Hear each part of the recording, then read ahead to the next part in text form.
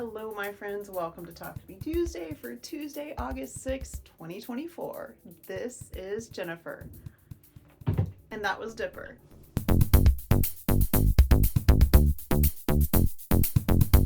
I'm coming to you after a particularly productive week with lots to share, and I'm very excited about that. First up, I want to share what I did over the weekend.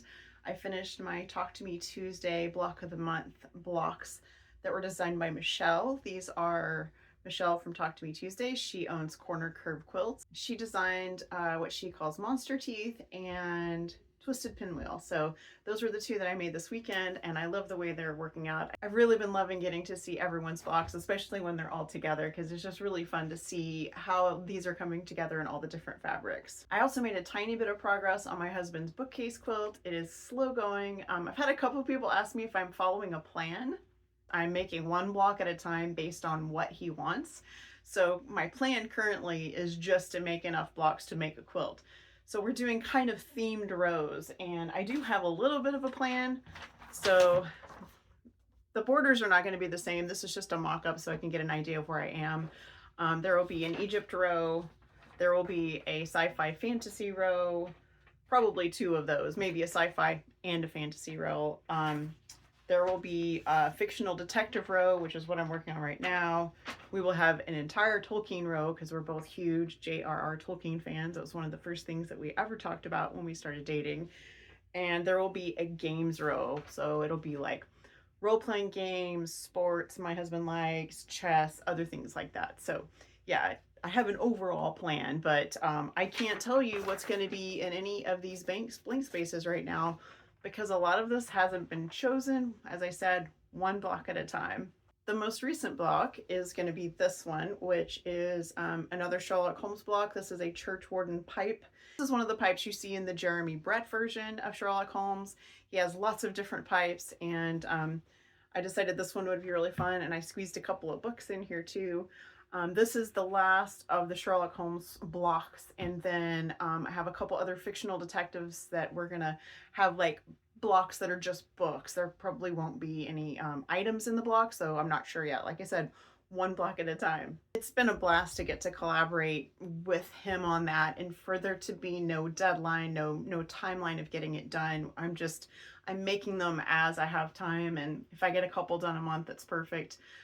No rush, and again, just really fun. I had another very unexpected project that happened on Friday and Saturday, because I went to Austin Creative Reuse on Friday and I found a number of things. I got a couple of quilt tops, which I will show you guys, and I got some rolls of Cricut vinyl that were unopened and very inexpensive. So I got a couple of those, and those I've just put in my stash. I want to show you the big quilt top first. So this one is quite large. It's probably would fit on like a twin size bed, and it is entirely hand pieced, which is what drew me to this quilt in the first place. It's gorgeous. The hand stitching is really lovely. You can see the hand stitching on the back, and the whole shebang is hand pieced. It has mitered corners, and how awesome is this like vintage cherry fabric? I love this. And there are a couple of fun little repairs I wanted to show you guys. Making do with the fabric size. This border has like a little pieced in bit, and right here there's a little patch, just a little hand stitched in patch where I guess maybe there was a little flaw in the fabric. There's just like a little hole there. So anyway, the blocks are all pretty much the same. It's quite large. I'll go ahead and put a picture in so you can see what the whole thing looks like. Don't know what I'm gonna do with this. I'm gonna quilt it and then maybe I'll give it away. I love it, and I love finishing things that other people have started, so I'm really looking forward to getting to play with this. Speaking of things other people have started, that brings me to quilt number 2. I paid $12 for the quilt top you just saw, and for this quilt top I paid $1. And I'm gonna show you the picture first because I've already worked on this quilt. It was very simple. Flannel squares. They were 8 inches each, 8 1/4, something like that, a little bit wonky. It looked to me like someone had washed the quilt top, so it was very shreddy, and I had to do a couple of little repairs and trim a lot of thread. But once I did that, it was in pretty good shape, and I was driving home from Austin Creative Reuse. So it was about a 20-minute drive for me. And on the way home, I already knew pretty much what I wanted to do. I wanted to take those lavender squares and machine embroider in them. And I have these little critters that are very simple line drawings that I exported back when it was EQ Stitch. So there was EQ7, so Electric Quilt 7, EQ7, EQ Stitch had an embroidery add-on, and now it's EQ8. And I had exported all these when it was when I was using the EQ Stitch version. And so these all came from EQ, and there were like over 20 of these little critters that were just in the software. I just saved them as files, and I used 15 of them. So I will show you a video too, but I want to show you guys me for scale so you get an idea how big this is. So I've already quilted it and bound it, and it has little critters. They're all different. I did different ones in every single square. And I did that because they're like little zoo animals in the other squares. So machine embroidered all of these, and with my new machine, and as simple as this was, it took me less than 2 hours to do all of these designs. Then my family was out that night and I was at home, and I just decided to load it up on my quilt frame Friday night, and I got it quilted. So I did just a simple meander because I didn't really want to take away from the machine embroidery. So I matched this lavender fabric with the thread. And then this amazing back is an Alexander Henry fabric from 2003 that our own Sarah in Houston gave me some time ago. And I thought it was perfect. It's really cheerful and happy. And I kind of think the binding really makes the front. I think it helps a lot. I love the way this turned out. It will go to Project Linus in Albuquerque.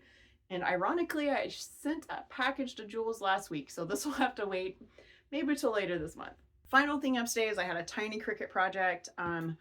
I mentioned that my husband and I are going on vacation for our 30th anniversary soon, and we're actually going on a National Geographic trip to Greece.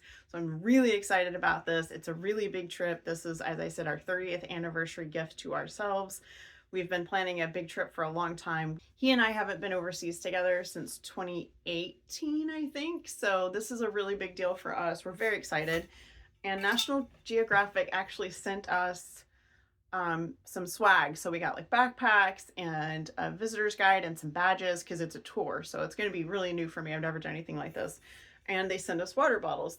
My lid is actually downstairs. And of course, I can't just leave it like this. I had to put my name on it. So yeah, this is ready to go. So guys, that is going to be it for me. I've had a crazy July. There was a lot going on, and life is up and down all of the time, and crafting keeps me grounded. It makes me happy, and I hope that you enjoy my show and tells as much as I enjoy sharing them with you. Have a lovely week. Have a crafty week, and I'll see you guys next week. Bye.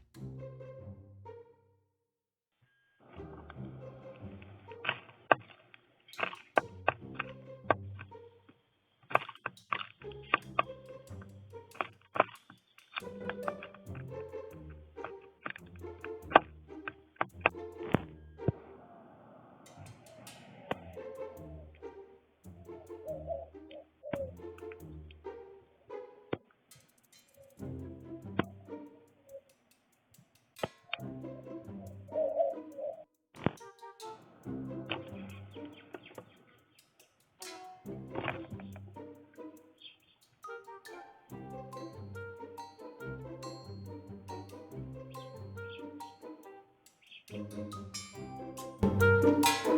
you.